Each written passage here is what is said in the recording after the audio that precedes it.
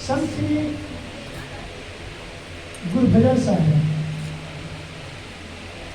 आज है नहीं, आज वो इस दुनिया में नहीं है,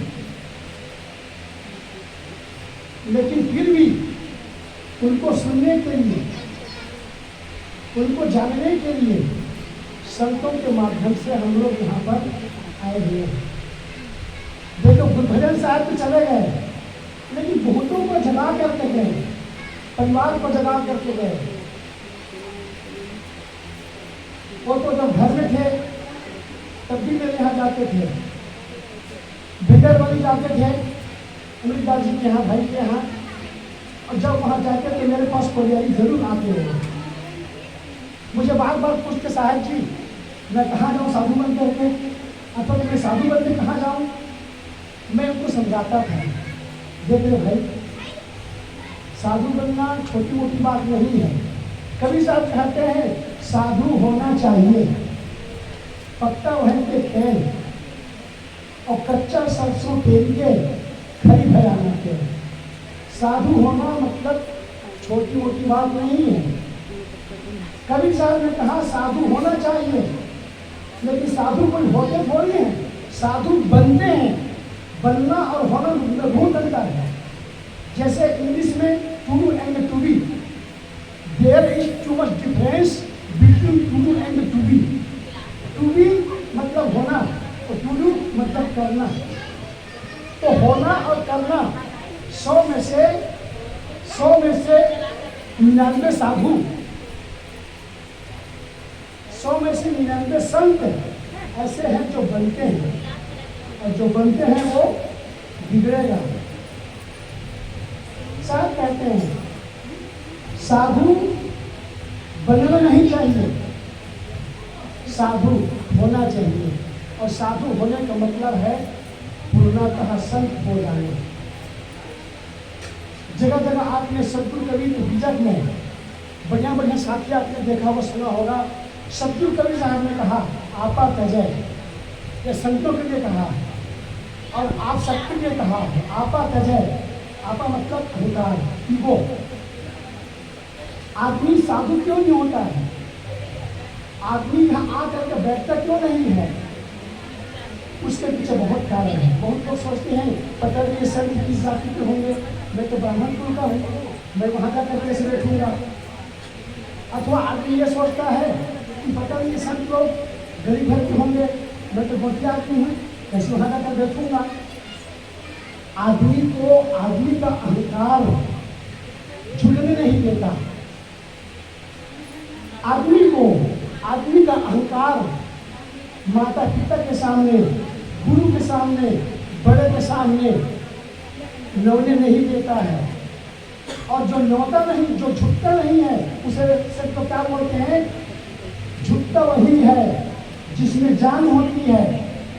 झुकता वही है जिसमें जान होती है। अगरना तो मुर्दों की पहचान होती है, अगरना तो मुर्दों की पहचान होती है। जो आदमी झुकता नहीं है माता पिता के सामने, संत के सामने, बड़ों के सामने, गुरुओं के सामने, फिर उसका कोई अस्तित्व नहीं है। गुरुभजन साहब झुके भी, नवे भी, और अपने अहंकार को छोड़ करके गुरु के शरण ले गए। ये उसका एक प्लस पॉइंट है। जितने भी संत होते हैं, जब तक उनके अंदर में अहंकार रहेगा तब तक वो साधु नहीं बन सकता है। साथ कहते हैं आपा तजय, आप अपने अहंकार को छोड़िए। और अहंकार को जब तक आप नहीं छोड़ोगे तब तक आप कुछ नहीं हो सकते हैं। आप इंसान भी नहीं बन सकते। भगवान की बात दूर है।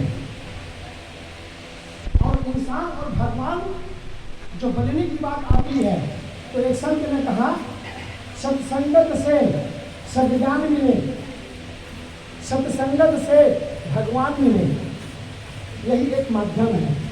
तुलसीदास जी कहते हैं रामायण में, बड़े भाग्य पाइए सत्संगा, और बिना ही प्रयास हो ही भव बंगा। भक्ति स्वतंत्र सकल गुण खानी, बिन सत्संग पावन पानी। ये भक्ति जो है सब लोग नहीं कर सकते।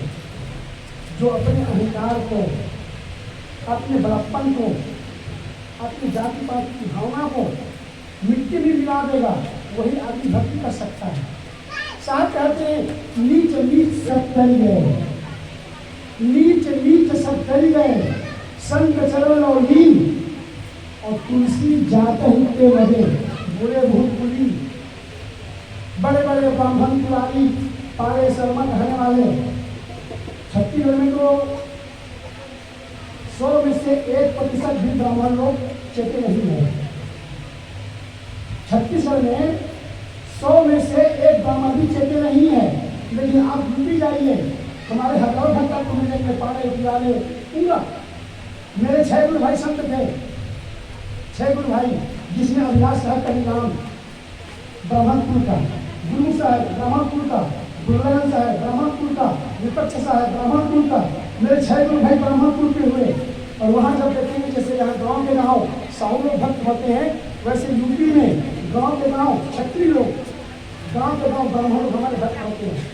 और सब इधर भंडारा बनता है। और ऐसे भी ब्राह्मण हैं जो जानते नहीं। इसलिए साहब कहते हैं आपा कहे, आप अपने आप को जब आप मिटा देते हो तब आपको दिशा सही होती है। अभी साहब कह रहे थे, अभी सुन साहब, दिशा और दशा, आदमी को जब तक दिशा नहीं मिलती है तब तक किसी की दशा सुधर नहीं सकती। अवश्य हो पार, पार जो समझे जीव, केवल निश्चय क्षीण है, निश्चय बड़े सुशील। कितना अंतर है जीव शिव में? जीव और शिव में कितना अंतर है? जीव और शिव में केवल निषेध तक अंतर है, ओनली डिटर्मिनेशन। आपके अंदर में यदि निश्चयता है तो आपके अंदर में वो भगवान साक्षात्कार है। कैसे? जैसे एक आदमी भगवान को ढूंढने के लिए बाहर जा रहे हैं, राम को ढूंढने के लिए। एक सज्जन मिल गए, बोले भैया कहाँ जा रहे हो? मैं राम को, भगवान को मैं ढूंढने जा रहा हूँ। बोले कहाँ? जहाँ मिल जाए।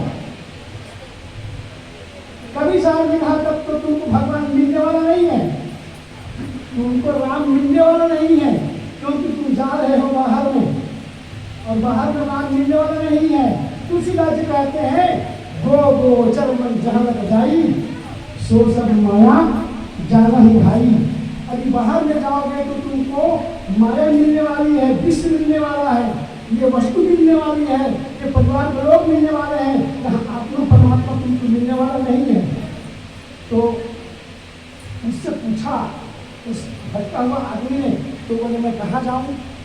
बोले कहीं मत जाओ, अपने अंदर में निहारो, अपने अंदर में खोजो। बात मान लिए, और जब बात मान लिए तो बाहर का खोजना बंद कर दिए और अंदर में राम को जब ढूंढना चालू किए तो साहब कहते हैं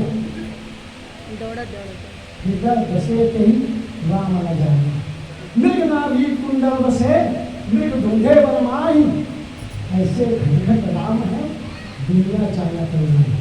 वो तो कहाँ ढूंढे बंदे, मैं तो तेरे पास में।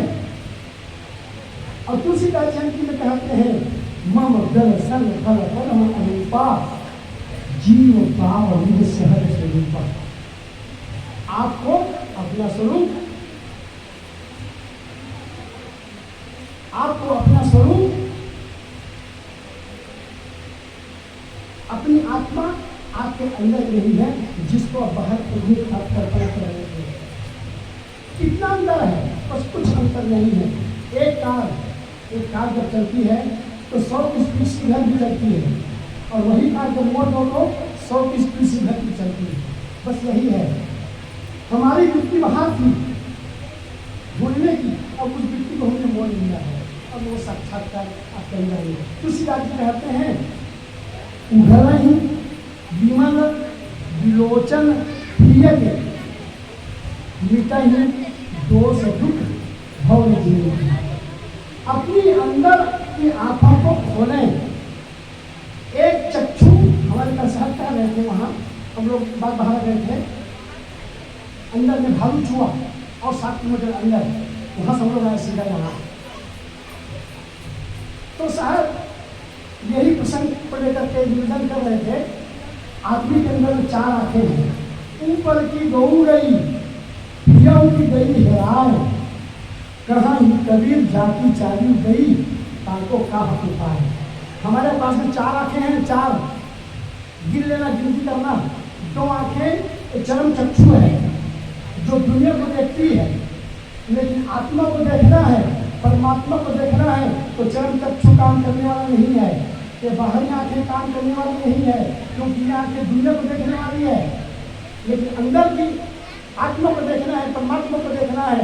तो कहते हैं इस आंख को बंद करना पड़ेगा और अंदर की जो विवेक और विचार, जिसे बोलते हैं गीता की भाषा में कहें तो भगवान श्री कृष्ण ने कहा था दिव्य चक्षु, जिसे हम बोलते हैं इंग्लिश में होली आइज कॉन्शसनेस।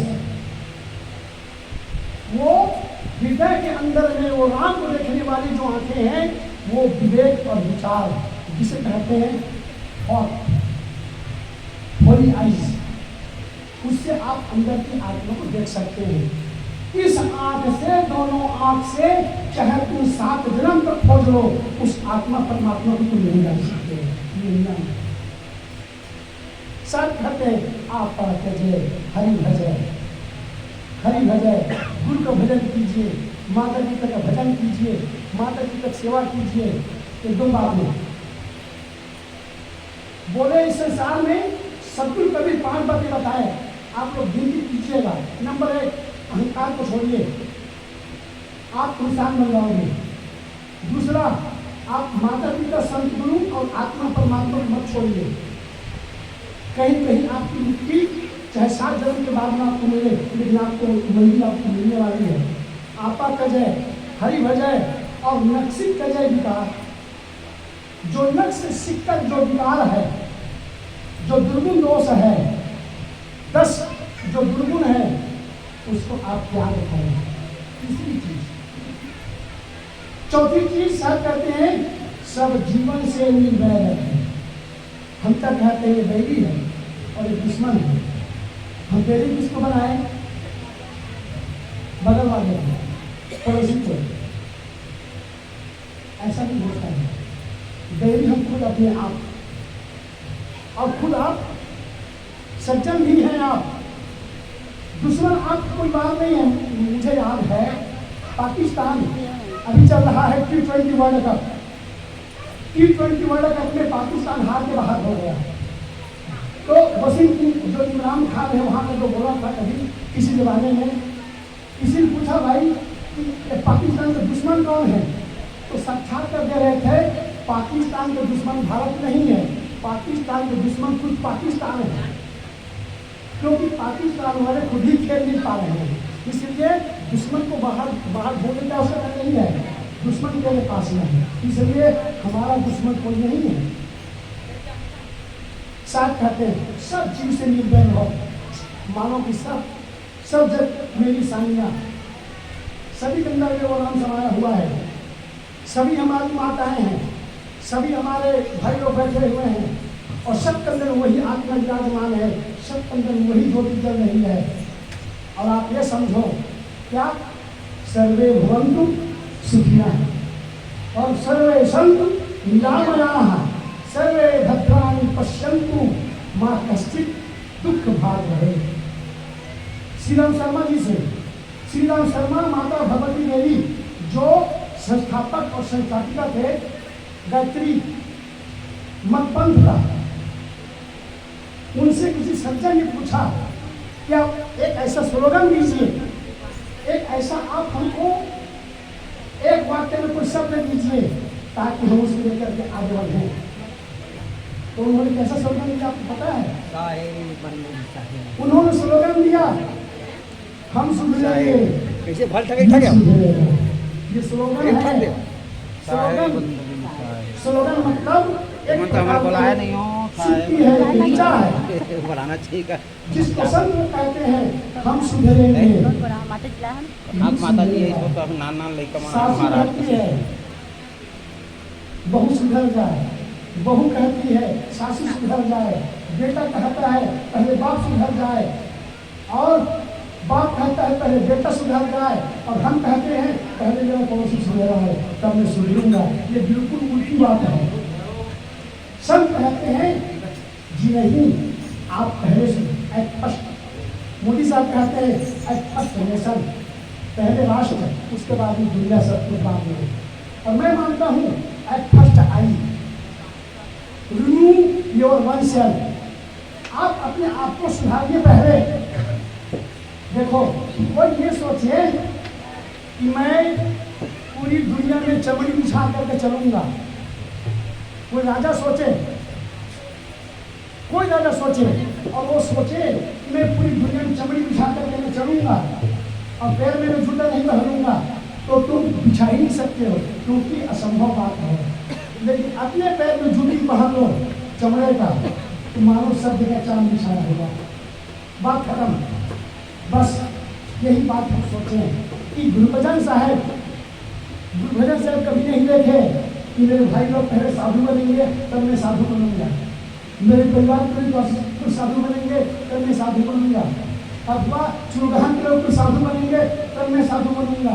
उन्होंने किसी को नहीं देखा, बोले एट फर्स्ट आई, मैं खुद मैं साधु बनूंगा और साधु बन करके मैं चुरगहन वाले को मैं आदर्श दूंगा।